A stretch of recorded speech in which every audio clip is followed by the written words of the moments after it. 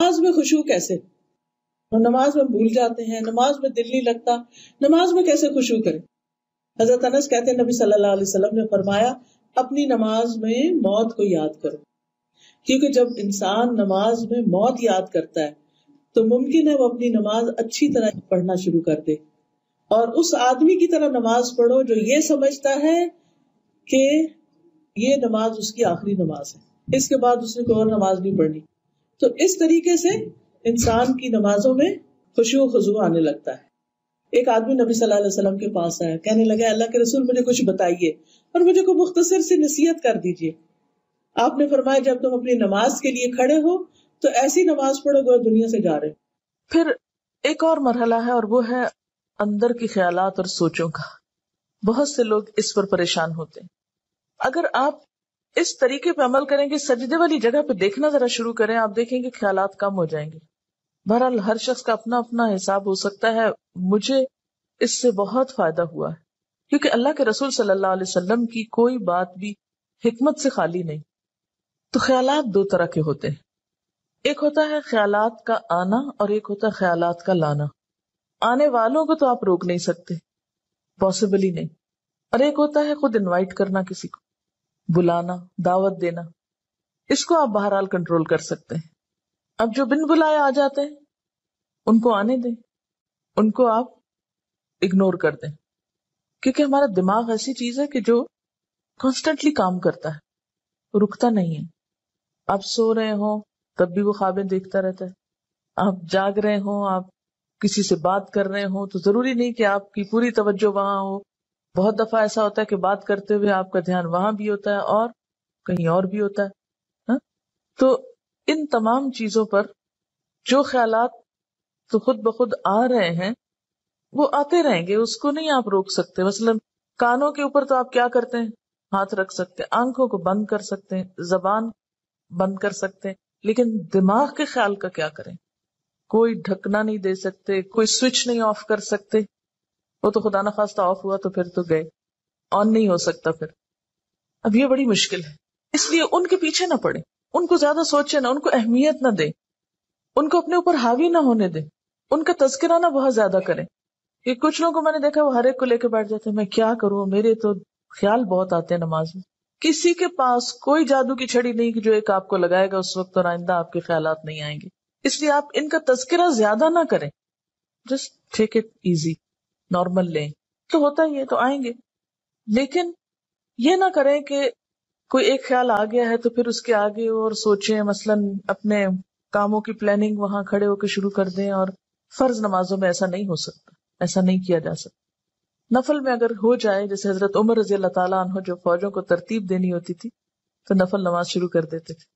تو نوافل کی حد تک ٹھیک ہے لیکن فرض میں نہیں. پھر آپ دیکھیے کہ اگر آپ بدل بدل کے صورتیں پڑھیں گے، قرآن پاک کا کچھ حصہ ساتھ ساتھ یاد کرتے رہیں گے، تو آپ دیکھیں گے کہ اس سے بھی فرق پڑتا ہے. چینج سے یکسوئی آتی ہے. مثلا ایک جگہ آپ کھڑے ہیں یا ایک جگہ آپ کام کر رہے ہیں تو بعض اوقات آپ کام نہیں کر پاتے اور بار بار آپ کو خیالات تنگ کرتے ہیں. اپنی پڑھائی کے دوران بھی آپ نے دیکھا ہوگا، آپ تھوڑی سی پوزیشن چینج کر لیتے ہیں، جگہ بدل لیتے ہیں، اٹھ کے جا کے پانی پی کے آ جاتے ہیں کچھ، تو اس سے پھر فرق پڑ جاتا ہے. اسی طرح اگر آپ تلاوت یعنی قرآن پاک کا وہ حصہ جو نماز میں پڑھ رہے ہیں اگر آپ اس کو تبدیل کرتے رہیں تو فائدہ ہوگا. اس کے لیے طریقہ کیا ہو؟ کیونکہ آپ نے دیکھا ہوگا کچھ قرآن پاک آپ نے یاد کیا پھر وہ آپ کو بھولنے لگا. کوئی صورت اگر کچھ دن تک نہیں پڑھی، اگلے دن نماز میں پڑھنے کھڑے ہوئے وہ اٹکنا شروع ہو گیا، آپ نے تنگ آ کے چھوڑ دی. ایسی چیزیں بہت نیچرل ہوتی ہیں. اس کا علاج کیا ہے؟ ایک پاکٹ سائز کا چھوٹا سا قرآن پاک کا نسخہ جو ہے وہ نماز کے وقت میں قریب رکھ لیں. میں نے ایک باسکٹ سی بنائی ہوئی، تو آپ کیا کریں، دعاؤں کے کارڈز، تسبیح اور جو قرآن پاک کا نسخہ، اگر آپ چشمہ لگا کے پڑھتے ہیں تو چشمہ، یہ ساری ضروری چیزیں جو ہیں اس کے اندر موجود ہوں. وہ آپ اپنے بیڈ روم میں، اپنی وارڈ روم میں، کہیں ایک جگہ پر اس کو رکھ لیں. جو ہی نماز پڑھنے لگے جائے نماز بچھائی اور اٹھا کے وہ ٹوکری پاس رکھ لی. اچھا سنت پڑھ لی آپ نے، اب آپ نے ارادہ کیا کہ میں آج فلاں سورت پڑھوں گی اور آپ کو بھولی ہوئی ہے یا آپ سمجھتے ہیں کہ آپ کو یاد دہانی کی ضرورت ہے. کئی کئی جگہ ہوتے ہیں نا وہ شبے پڑ جاتے ہیں. تو آپ کیا کریں، شروع کرنے سے پہلے 1 سیکنڈ کے لیے ان جگہوں پر دیکھ لیں، اس کو پھر رکھ لیں، پھر آپ نماز پڑھیں. آپ انشاءاللہ وہ سورت بہتر طور پر پڑھ پائیں گے. جب آپ پڑھیں گے تو آپ دیکھیں گے کہ آپ کی واقعی نماز میں خوشی پیدا ہوگی، کیونکہ کچھ عملی تدابیر بھی ہوتی ہیں کہ یکسوئی والی جگہ ہو لیکن ساتھ ایسی چیزیں موجود ہوں. مثلا اگر آپ نوافل پڑھ رہے ہیں اور آپ تھک گئے ہیں بیچ میں، تو بجائے اس کے کہ اپنے اوپر زور زبردستی کر کے پھر کھڑے ہو جائیں، آپ بیچ میں تھوڑا بیٹھ بھی سکتے ہیں، یا یہ کہ سلام پھیر کر آپ دعاؤں کا کارڈ نکالیں، کچھ دعائیں پڑھ لیں، اس میں آپ ریلیکس بھی ہو جائیں گے اور ساتھ یہ ہے کہ دعائیں بھی مانگی جائیں گی اور اگلے 2 نفل جو ہیں وہ زیادہ یکسوئی کے ساتھ پڑھے جائیں گے. تو اس طرح کی کچھ عملی تدابیر جو ہیں وہ آپ کی نماز کو اچھا کر دیتی. اسی طرح اگر ماحول کو تھوڑا اور خوشگوار بنائیں، مثلا یہ کہ جائے نماز کے اوپر اگر آپ تھوڑا سا عطر لگا لیں، یا یہ کہ آپ اس کو جھاڑ پٹک کے رکھیں، کچھ عرصے بعد اس کو دھو لیں، صاف کر لیں، تو یہ جو پاکیزگی اور صفائی کے جو مرحلے ہیں نماز کے ساتھ، لباس کے علاوہ، جسم کے علاوہ، جگہ کی صفائی، اس سے بھی نماز میں خشوع آتا ہے. کیونکہ اگر آپ ایسی جگہ پہ نماز پڑھیں جو اسمیلی ہے یا جہاں گھٹن ہے یا جہاں کوئی آکسیجن نہیں ہے، تو اس سے بھی کیا ہوگا کہ آپ کو ایک دم جمائیاں آنے لگیں گی، آپ کو نیند آنے لگے گی، آپ کے اندر ایک بیزاری کی کیفیت ہوگی. تو کن چیزوں سے پھر بچنا ہے؟ مثلا نمبر 1 ہلنا نہیں، نمبر 2 مختلف سمتوں میں جھکنا نہیں. کیسے؟ یعنی یہ نہیں کہ کبھی دائیں ٹانگ پہ کھڑے ہو جائیں، کبھی بائیں ٹانگ پہ کھڑے ہو جائیں، یہ نہیں کرنا. ٹھیک ہے، اگر شروع میں آپ کو بہت لمبی نماز کی عادت نہیں تو مختصر پڑھنا شروع کریں لیکن ہلے بغیر. کپڑوں کو بار بار سمیٹے نہیں، نہ ان کو جھاڑیں. ایسا دوپٹہ یا ایسا لباس نہیں پہنے کہ جو بار بار گرے اور بار بار آپ اس کو سمیٹنے میں مصروف ہوں. پھر اسی طرح جائے نماز کو درست طریقے پہ بچھائیں. یہ نہیں کہ نماز کے بیچ میں ہی آپ اسے ٹھیک کرنا شروع کر دیں. ایسی جائے نماز پہ کھڑے مت ہو کہ جو ہر دفعہ میں اکٹھی ہو جائے اور ہر دفعہ میں آپ اس کو سیدھا کر رہے ہیں. جس چیز پر آپ نماز پڑھتے ہیں اس کو بھی درست کرنے کی ضرورت ہے، وہ بھی مددگار ہے. اسی لیے آپ صلی اللہ علیہ وسلم نے نماز کے وقت سامنے نقش و نگار اور جائے نمازوں کے اوپر نقش و نگار اور ان چیزوں کو ناپسند کیا ہے، کیونکہ یہ بھی نماز میں خلل انداز ہوتے ہیں. پھر اسی طرح تن کے بھی نہیں کھڑے ہونا چاہیے، یعنی بہت اکڑ کے نہیں کھڑے ہوں بلکہ نارمل نیچرل ریلیکس طریقے سے کھڑے ہوں. پھر اسی طرح نماز میں جمائیاں لینا اور لیتے چلے جانا نہیں، ان کو کنٹرول کریں. اسی طرح جلدی جلدی کرنا، کیونکہ خشوع کیا ہے؟ سکون. اور سکون میں کیا ہے کہ آپ جب قیام کریں تو ہلنا بند کر دے، رکوع کریں تو اتنی دیر رکوع کریں کہ جسم ہلنا بند کر دے، رکوع سے جب اٹھیں تو کھڑے ہو کر دوبارہ اتنا کھڑے ہوں کم از کم کہ آپ کا جسم ہلنا بند کر دے. پھر جب آپ سجدے میں جائیں ٹک جائیں اور اس وقت سر اٹھائیں جب تسبیحات پوری ہو چکی ہوں اور ہلنا بھی ختم ہو چکا. یہ نہیں کہ آپ ایک کانسٹنٹ موومنٹ میں کھڑے ہوئے تو رکوع میں ہلتے ہلتے پھر کھڑے ہو گئے، پھر سجدے میں ابھی ہلنا بند نہیں تو پھر کھڑے ہو گئے اور پھر واپس پلٹ گئے. یہ ماری ماری نماز جو ہے جلدی کی، اس سے قطعاً خشوع نہیں آتا. خشوع کے لیے آپ کو ٹھہر ٹھہر کر آہستہ نماز پڑھنی ہوگی. مسئلہ پیش آنے پر، مسئلہ نماز میں خشوع نہیں، مسئلہ پیش آ گیا، مسئلہ پیش آنے پر مسئلے کو پہچانے، اس کے اسباب جانے، یعنی مسئلے کو آئیڈینٹیفائی کریں. پہلے یہ ہے مسئلہ، خشوع نہیں آ رہا، پہچانے وجوہات کیا ہیں، کیوں نہیں آ رہا. ایک وجہ کہ جگہ ٹھیک نہیں، 2 وجہ کہ قرآن یاد نہیں، 3 وجہ کہ آس پاس شور ہے، وغیرہ وغیرہ وجوہات معلوم کر لیں.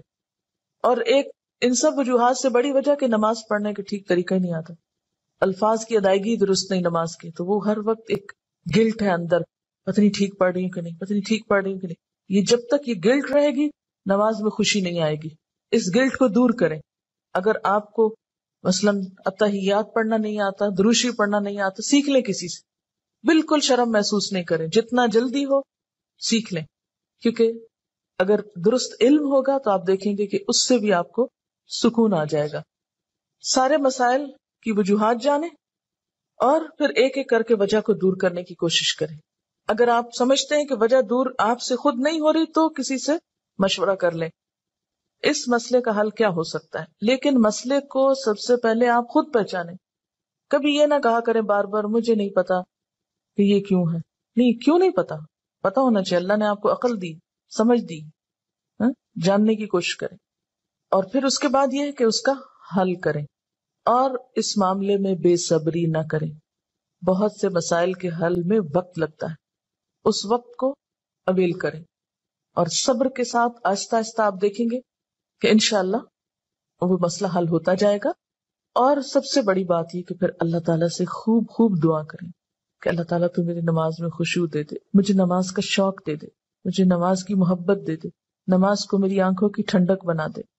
اس طرح کی جو بھی دعائیں آپ کے دل میں آئے، آپ دیکھیے کہ مانگنے کے لیے آپ کے اندر سے بات اٹھنی چاہیے نا. دعا کوئی مصنوعی چیز نہیں ہے کہ کوئی مانگ رہا تو آپ اس کو دیکھ کے آپ بھی شروع کر دیں. اس کی ضرورت آپ کو خود محسوس ہونی چاہیے کہ یہ چاہیے مجھ کو، یہ مانگنا ہے مجھے، اس کے بغیر میرا گزارا نہیں ہو رہا. تو جس طرح دنیا کی چیزوں کے لیے ہم تڑپ تڑپ کے مانگتے ہیں، اسی طرح دین کے لیے بھی، اپنی آخرت کے لیے بھی تڑپ تڑپ کے مانگنا سیکھیں. انشاءاللہ آپ دیکھیں گے کہ اللہ تعالیٰ کی رحمت بہت قریب ہے. ہوتا یہ کہ جب ہم نماز میں لطف اٹھاتے ہیں تو ایک نماز کا اچھا پڑھنا آئندہ کی نماز کے لیے خود بخود انتظار کی کیفیت پیدا کر دیتا ہے نا، کیونکہ آپ نے اس کو انجوائے کیا ہوتا ہے. اور اگر ایک نماز آپ نے خراب پڑھی تو اس کے بعد دل پہ بوجھ پڑتا ہے، اس بوجھ سے گلٹ آتی ہے، اور پھر انسان کہتا ہے کیا فائدہ، پتہ نہیں پچھلی کا کیا بنا، اب اگلی کیا پڑھوں. بس وہ ایک پھر ڈگمگانے کی اور کشمکش کی کیفیت پیدا ہو جاتی. تو ہر نماز اپنی جگہ اہم ہے، اور ہر نماز کے اندر ایسی کوشش ضروری ہے جو اگلی نماز کے لیے ایک تیاری بن جائے، یا ایک گراؤنڈ پریپیئر کر دے، یا اس کے لیے ایک بنیاد بن جائے. حضرت علی رضی اللہ تعالیٰ عنہ فرماتے ہیں کہ دائیں بائیں التفات یعنی گوشہ چشم سے دیکھنے سے بچنا خشوع ہے. یعنی نماز میں کھڑے ہو کر دائیں بائیں نہیں دیکھنا، ادھر ادھر نہیں دیکھنا، اور آنکھوں کے کناروں سے بھی نہیں دیکھنا. جو اس سے بچ جائے گویا وہ خشوع کی حالت میں ہے. حضرت عطا فرماتے ہیں کہ بدن کے کسی حصے سے نہ کھیلنا خشوع ہے. یعنی نماز میں بے وجہ کھجانا یا کپڑے ٹھیک کرنا، ہلنا جلنا، آگے پیچھے ہونا، کبھی ٹانگ اٹھانا، کبھی انگلیاں مروڑنا، کبھی کچھ کرنا، کبھی ایک ٹانگ پہ بوجھ ڈال کے کھڑے ہو جانا، یہ سب چیزیں خشوع کے خلاف ہیں. حضرت ابو ذر رضی اللہ تعالی عنہ سے روایت ہے کہ رسول اللہ صلی اللہ علیہ وسلم نے فرمایا، اللہ تعالیٰ نماز کے وقت اپنے بندے کی طرف برابر متوجہ رہتا ہے جب تک وہ دوسری طرف التفات نہ کرے. یعنی بندہ جب رب کی طرف متوجہ رہتا ہے تو رب بھی بندے کی طرف متوجہ رہتا ہے. جب وہ دوسری طرف التفات کرتا ہے یعنی گوشہ چشم سے دیکھتا ہے تو اللہ تعالیٰ اس سے رخ پھیر لیتے ہیں. یعنی آپ کا دھیان اگر اللہ کی طرف رہا تو اللہ کی توجہ بھی آپ کی طرف. جو ہی آپ نے ادھر ادھر منہ کیا، توجہ کی، اللہ نے بھی اپنا رخ پھیر لیا. نبی کریم صلی اللہ علیہ وسلم نے حضرت انس کو حکم دیا کہ اپنی نگاہ اس جگہ رکھو جس جگہ سجدہ کرتے ہو، اور یہ کہ نماز میں دائیں بائیں التفات نہ کرو. یعنی نماز کو خشوع کیا ہے؟ نگاہیں سجدے کی جگہ ہوں.